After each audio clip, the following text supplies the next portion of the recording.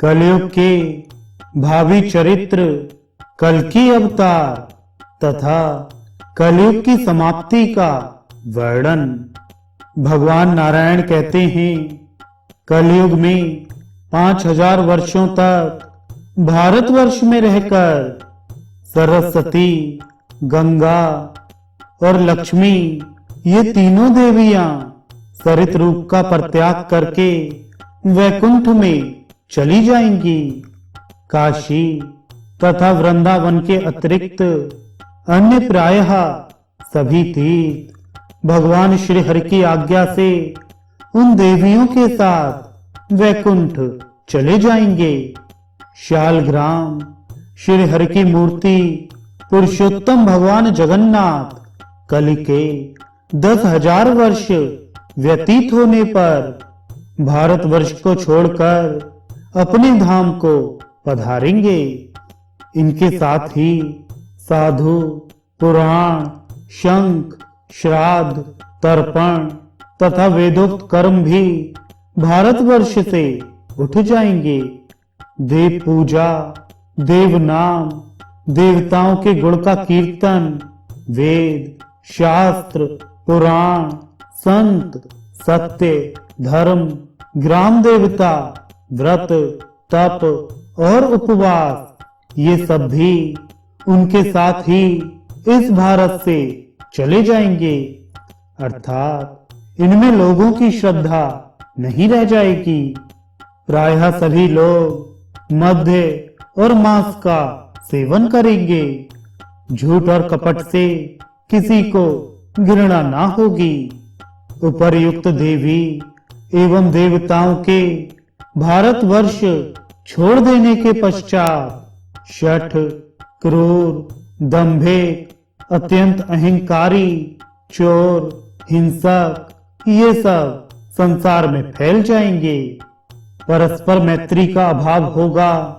अपनी अथवा पुरुष का भेद, स्त्री का भेद, विवाह, वाद निर्णय, जाति या वर्ण का निर्णय, अपनी या पराई स्वामी का भेद तथा अपनी पराई वस्तुओं का भेद भी आगे चलकर नहीं रहेगा। सभी पुरुष स्त्रियों के अधीन होकर रहेंगे। घर घर में दुराचारणियों का निवास होगा। वे दुराचारणी स्त्रियां सदा डांट फटकार कर अपने पतियों को पीटेंगी। गृहिणी घर की पूरी मालकिन बनकर रहेगी। घर का स्वामी नौकर से भी अधिक अधम समझा जाएगा। घर में जो बलवान होंगे उन्हीं को कर्ता माना जाएगा। भाई बंधु वे ही समझे जाएंगे जिनका संबंध योनि या जन्म को लेकर होगा, जैसे पुत्र, भाई आदि। अर्थात जरा भी दूर के संपर्क वाले को लोग भाई बंधु भी नहीं मानेंगे।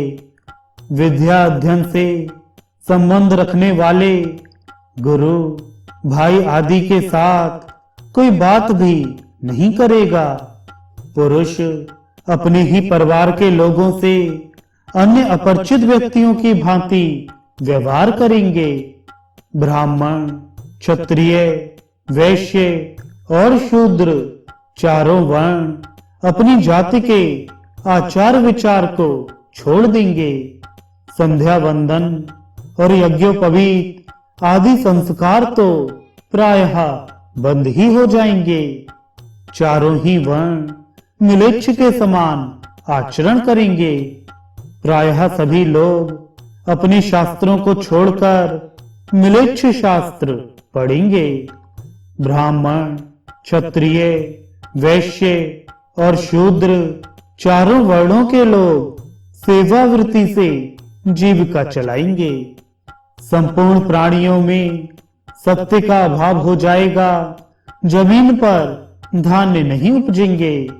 वृक्ष फलहीन हो जाएंगे। गौओं में दूध देने की शक्ति नहीं रहेगी। लोग बिना मक्खन के दूध का व्यवहार करेंगे। स्त्री और पुरुष में प्रेम का अभाव होगा। गृहस्थ असत्य भाषण करेंगे।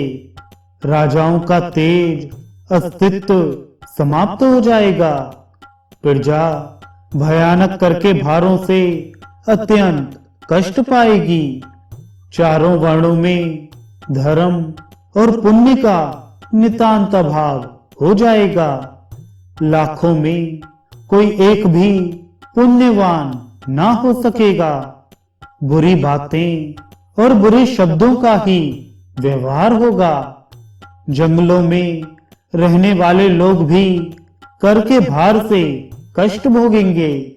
नदियों और तालाबों पर धान्य होंगे, अर्थात समयोचित वर्षा के अभाव से अन्यत्र खेती न होने के कारण लोग इनके तट पर ही खेती करेंगे।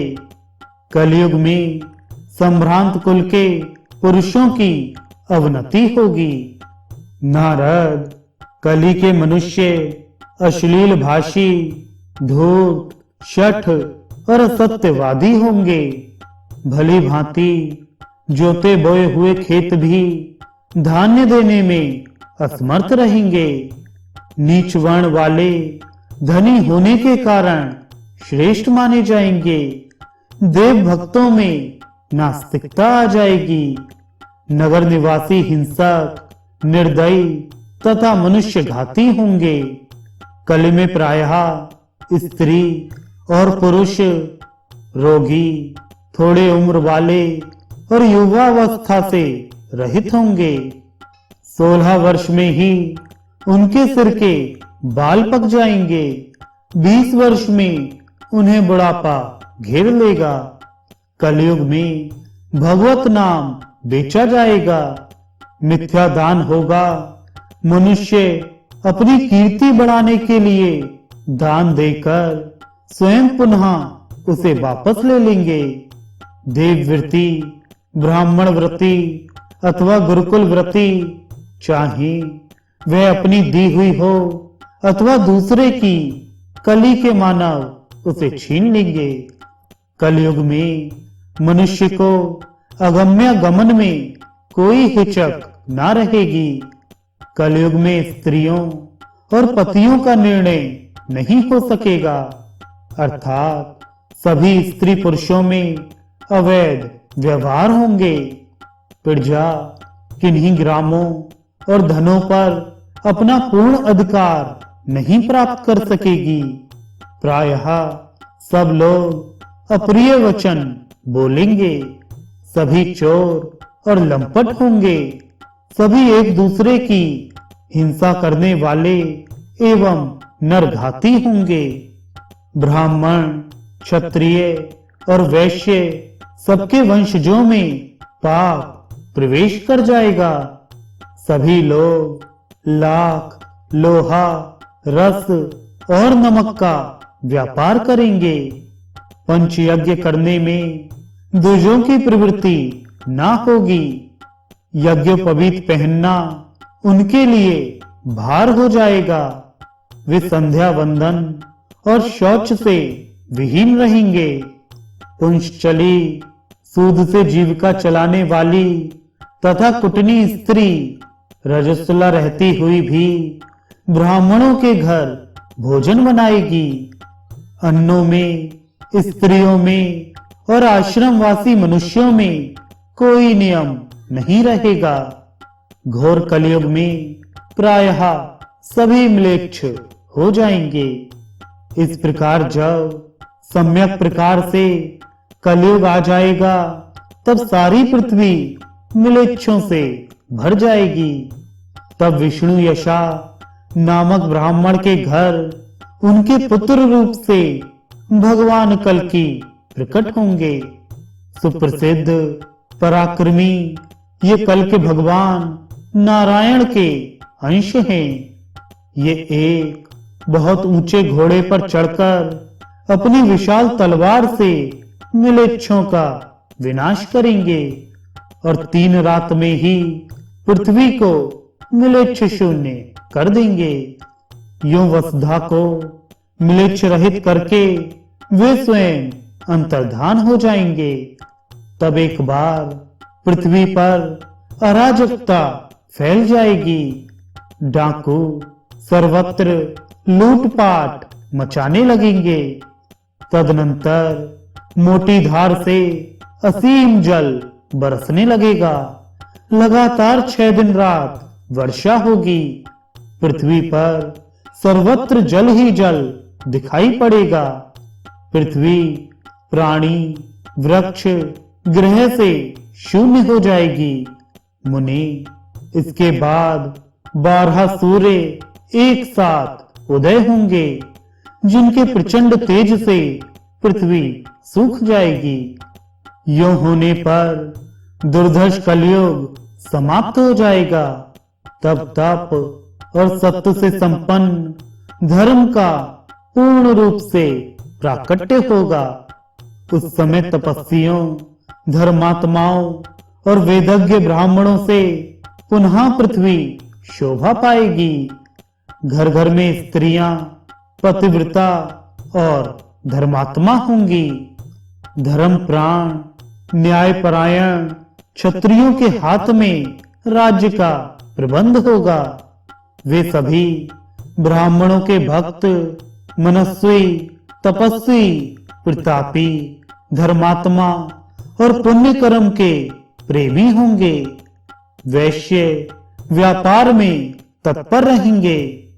वे मन में धार्मिक भावना रखते हुए ब्राह्मणों के प्रति श्रद्धा रखेंगे। शूद्र धर्म पर आस्था रखते हुए पवित्रता पूर्वक सेवा करेंगे। ब्राह्मण, क्षत्रिय और वैश्यों के वंशज भगवती जगदम्बा शक्ति के परम उपासक होंगे। उनके द्वारा देवी के मंत्र का निरंतर जप होने लगेगा। सब लोग देवी के ध्यान में तत्पर रहेंगे। समयानुसार व्यवहार करने वाले पुरुषों में श्रुति, स्मृति और पुराण का पूर्ण ज्ञान प्राप्त रहेगा। इसी को सतयुग कहते हैं। इस युग में धर्म पूर्ण रूप से रहता है। त्रेता में धर्म 3 पैर से, द्वापर में 2 पैर से और कलयुग में केवल 1 पैर से रहता है। घोर कलयुग आने पर तो यह संपूर्ण पैरों से हीन हो जाता है।